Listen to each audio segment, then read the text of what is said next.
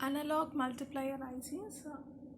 So mostly we use voltage multiplier circuit, but instead of using such circuit, the multiplier integrated circuit multiplier IC can be used. So analog multiplier IC is a circuit whose output voltage at any instant is proportional to the product of the two input individual voltages. These analog multipliers are available as integrated circuits consisting of op-amps and many other elements. Important applications of this include squaring, division, square rooter, modulation and demodulation. Next one is the analog multiplier IC symbol. So here we have the input two input signal Vx and Vy.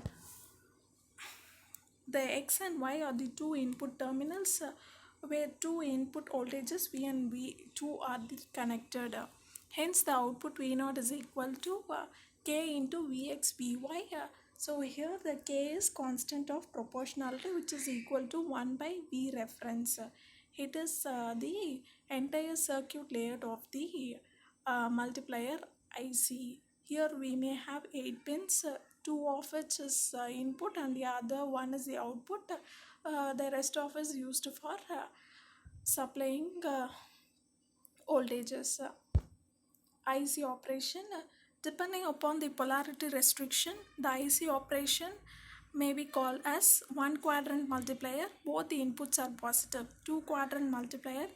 A two quadrant multiplier functions properly if one input is held positive and the other one is allowed to swing in between the positive and the negative. Four quadrant multiplier if both the inputs are allowed to swing in between the positive and the negative directions, then it is a four quadrant multiplier operation. Features. So it possesses a high input impedance. It can operate up to 18 volt and it does not require any external components for its operation. Applications: voltage squarer, frequency doubler, voltage divider, square rooter, phase angle detector and rectifier. So here let us discuss some of the applications. First one is the voltage squarer. In voltage squarer, what we do is for both the input terminals, we give the same voltage, that is the same signal V1 is applied to both the input terminals. Hence V0 is equal to K V1 into V1 is equal to K V1 square. Thus the output is proportional to the square of the input. Next one is the frequency doubler. The multiplication of two sine waves of the same frequency but possibly of different amplitude and phase gives a signal of double frequency. So let us consider two input signals V1 and V2. V1 is equal to V1 sine omega t and V2 is the same V1 signals displaced by an angle of theta. Hence V2 is equal to V2 sine omega t plus theta. Hence the output waveform is the ripple with twice the input frequency in the rectified output of the signal. This forms the principle of application of analog multiplier as a rectifier.